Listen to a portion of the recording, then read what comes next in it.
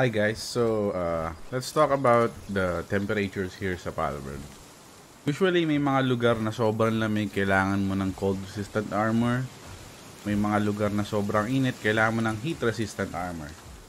Pero merong tip na para hindi nyo nagawin yan, hindi na kayo mag-create yan.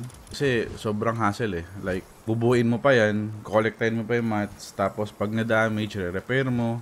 Merong trick to, kahit di mo na gamitin to, merong trick na maging okay lang yung temperature ng character mo. Ito yung technique dyan. So, buy 2 thermal undershirts for cold and dalawa for heat resistant. 1k gold lang to or nakukuha sa mga treasure chest. Just buy 2 of these. 2 of each. 2 for cold resistance, 2 for heat resistance. Tapos isuot nyo lang yan ng sabay gamit yung main armor nyo. Then, hindi nyo na kailangan magpalit ng armor. Hindi nyo kailangan ng cold resistant armor. Check this out. Testing natin. Ayan o. Diba? Hindi na siya nilamig bigla. No, try naman natin sa mainit.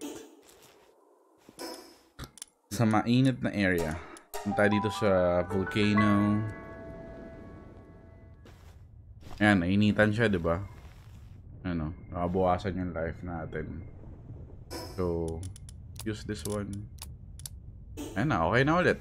Just buy the undershirts.